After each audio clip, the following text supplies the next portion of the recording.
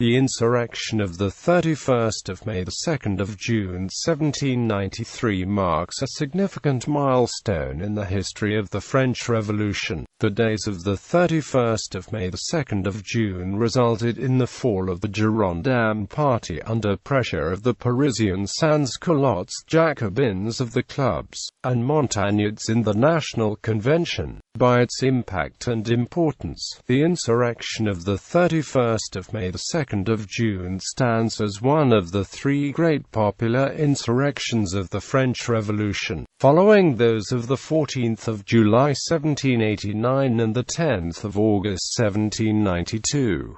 Unlike those previous uprisings, however, the revolt against the Girondins resulted in the mass execution of a group who had led and defended the revolution. Background: since the election of the National Convention, 8 long months had been squandered in scandalous debates that discredited the national representative body. France was expecting its constitution. What it got was civil war, invasion and crisis so deep that it was shaking the nation to its foundation. The Gironde remained solidly established in the state bureaucracy and the provinces. It was because of the Gironde that the Assembly tempered the rigor of measures that local authorities pretended not to know about. At no other moment, except perhaps in the autumn of 1792, did the government have less influence and authority. The difficulties and dangers of the situation in the spring of 1793 were apparent. The economic situation was deteriorating rapidly, adding to the general unrest. By the end of the winter, grain circulation had stopped completely and grain prices doubled. Despite St. Just's advice, vast quantities of assignats were still being put in the circulation. In February 1793, they had fallen to 50% of the face value.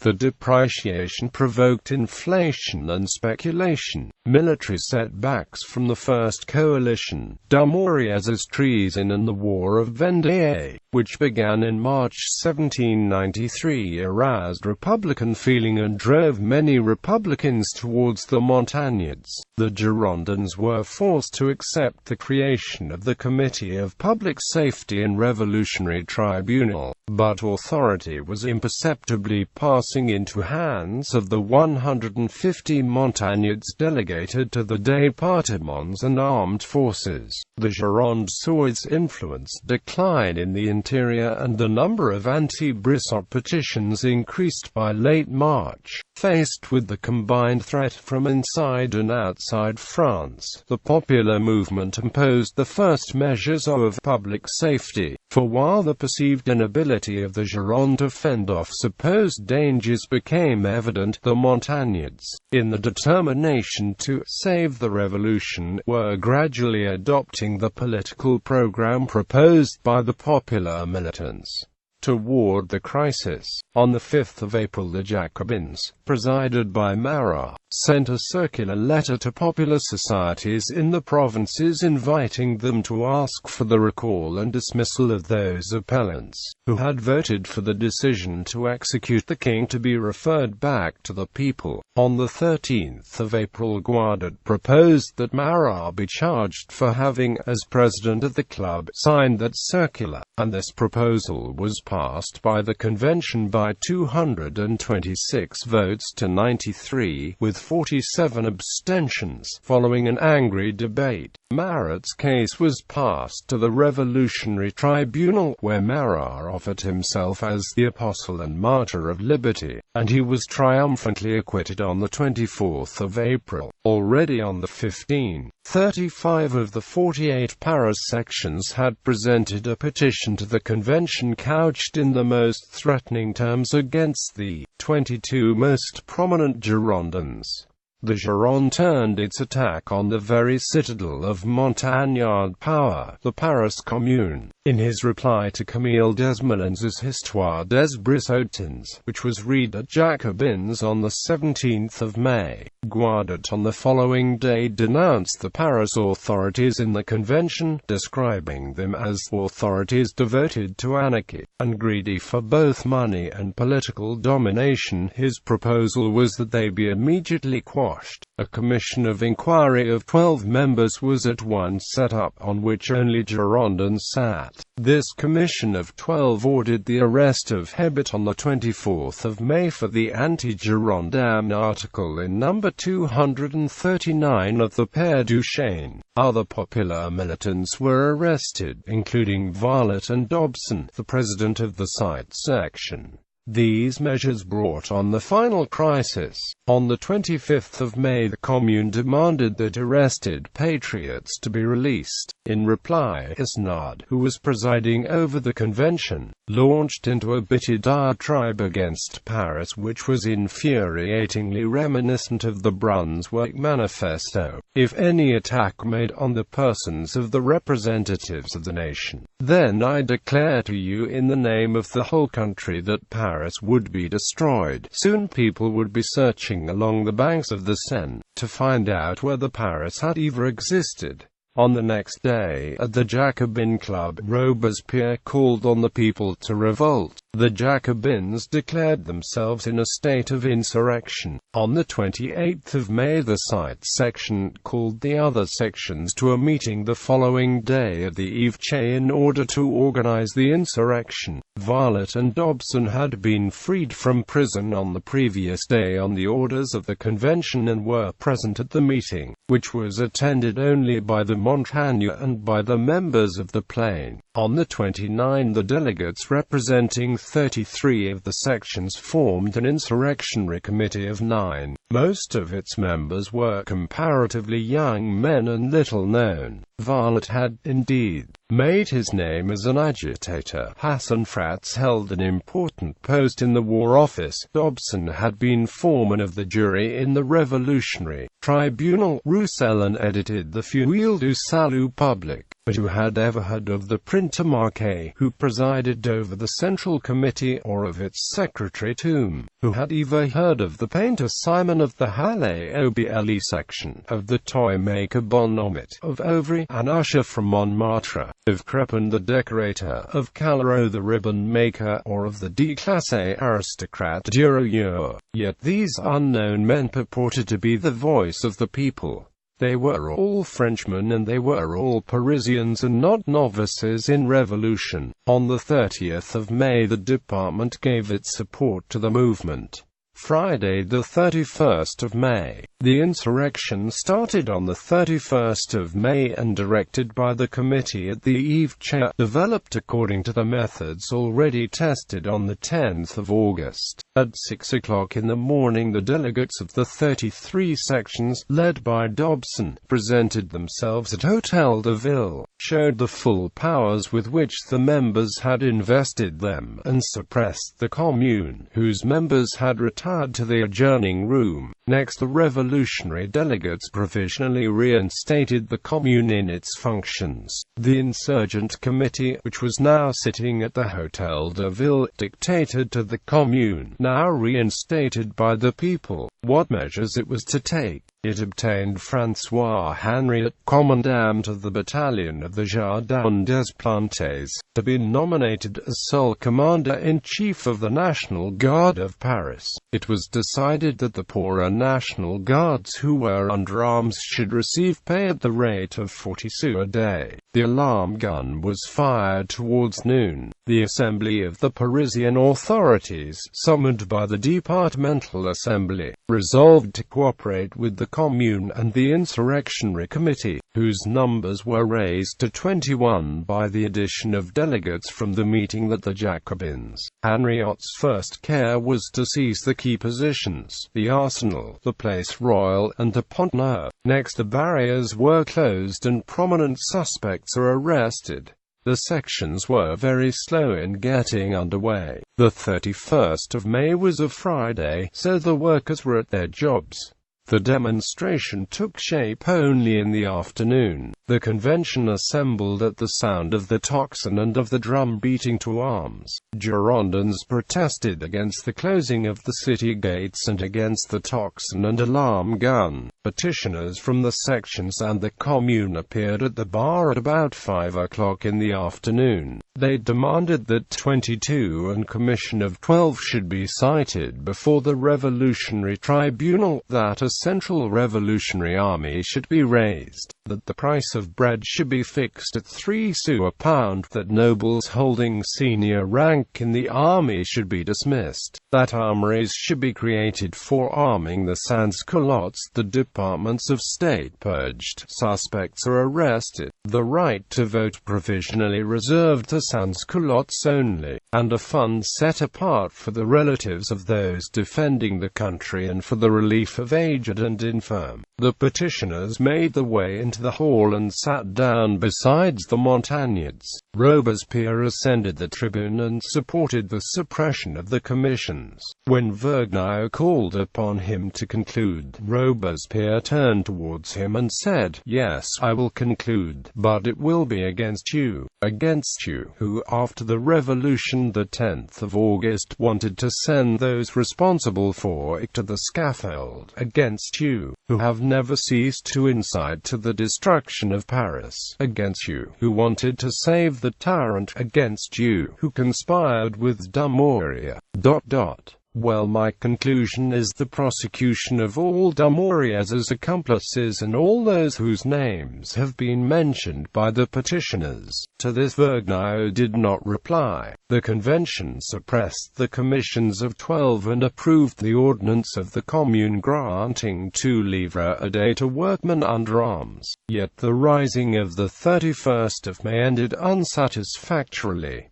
That evening that the commune, Chalmot and Dobson were accused by Violet of weakness, Robespierre had declared from the tribune that the journey of the 31st of May was not enough.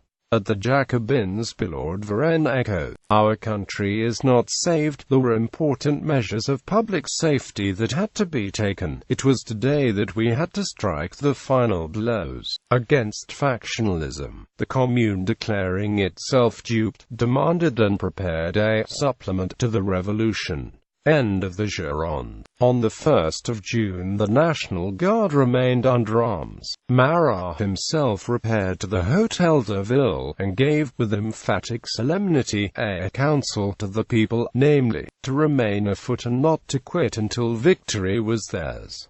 He himself climbed to the belfry of the Hôtel de Ville and rang the tocsin. The convention broke the session at 6 o'clock, at the time when the Commune was to present a new petition against the 22. At the tocsin sound it assembled again, and the petition demanding the arrest of the Girondins was referred to the Committee of Public Safety for examination and report within 3 days. During the night 1 to 2 June, Insurrectionary Committee, by agreement with the Commune, ordered Henriette to surround the convention with an armed force sufficient to command respect, in order that the chiefs of the faction may be arrested during the day. In case the convention refused to accede to the request of the citizens of Paris, orders were given to suppress the Girondin newspapers and to arrest their editors. The 2nd of June was a Sunday. Workmen thronged to obey Henriotte's orders, and soon 80,000 armed men with cannons surrounded the Tuileries. The session of the convention opened with bad news. The chief town of the Vendée had just fallen into hands of rebels. Alliance Royalist and Girondin sections had gained control of the Hôtel de Ville after a fierce struggle, in which it was said that 800 Republicans had perished. Despite that, Jeune denounced the revolt of the Paris Commune and asked for its suppression. "I demand," said he, "to speak respecting the general call to arms now beating throughout Paris." He was immediately interrupted by cries of "Down, down! He wants civil war. He wants a counter-revolution. He calumniates Paris. He insults the people. Despite the threats, the insults, the clamors of the mountain and the galleries, Jeune denounced the projects of the Commune and of the malcontents. His courage rose with the danger. "You accuse us," he said, "of calumniating Paris. Paris is pure, Paris is good, Paris is oppressed by tyrants who thirst for blood and dominion." These words were the signal for the most violent tumult. Several mountain deputies rushed to the tribune to tear Jeune from it, but he, clinging firmly to it, exclaimed in accents of the most lofty courage, "I demand the dissolution of all the revolutionist authorities in Paris. I demand that all they have done during the last 3 days may be declared null. I demand that all who would arrogate to themselves a new authority contrary to law be placed without the law, and that every citizen be at liberty to punish them." He had scarcely concluded when the insurgent petitioners came to demand his arrest, and that of his colleagues. "Citizens," said they, "the people are weary of seeing the happiness still postponed. They leave it once more in your hands. Save them, or we declare that they will save themselves." The demand again was referred to the Committee of Public Safety. The petitioners went out shaking the fists at the assembly and shouting, "To arms!" Strict orders were given by Henriot forbidding the National Guard to let any deputy go in or out. Barrère, in the name of the committee, proposed a compromise. The 22 and the 12 were not to be arrested, but were called upon to voluntarily to suspend the exercise of their functions. Montagnards and Couché obeyed on the spot.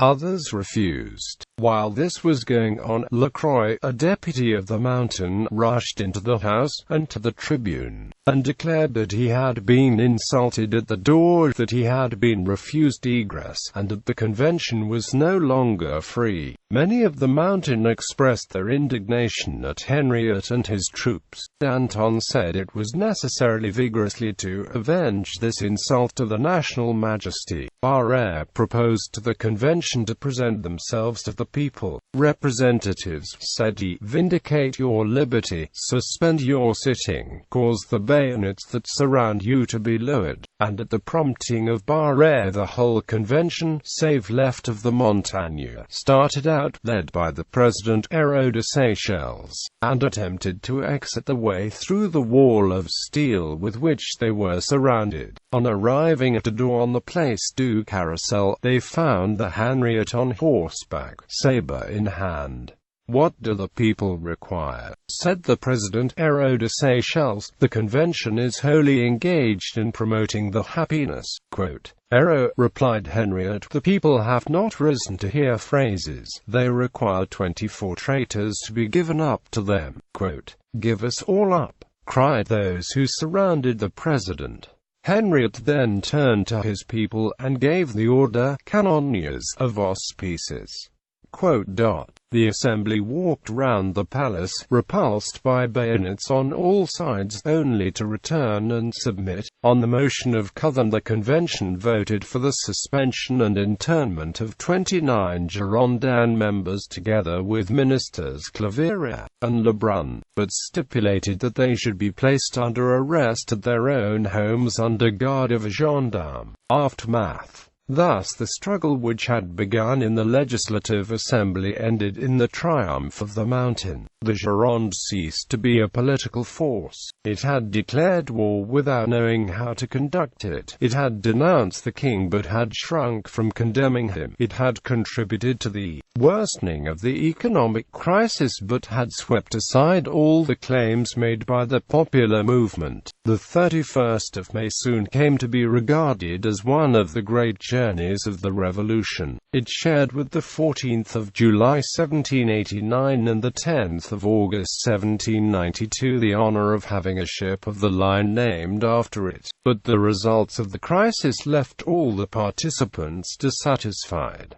Danton's hopes of last-minute compromise had been shattered. Although the Montagnards had succeeded in averting bloodshed, the outrage to the Assembly might well set the provinces on fire. But the Montagnards now had a chance to govern the country and to infuse new energy into national defense. Though for the popular movement most of the demands presented to the convention were not achieved, the insurrection, the 31st of May, the 2nd of June 1793, inaugurated a new phase in the revolution. In the course of summer 1793, revolutionary government was created, maximum and price controls were introduced, and Jacobin Republic began its offensive against the enemies of the revolution. On Parisian house fronts could now be seen the inscription, suggested by a resolution of the Department on the 29th of June, Unité, indivisibilité de la République, liberté, égalité, fraternité à la mort, surmounted by tricolour pendants and caps of liberty. Twice within a year Paris saved France.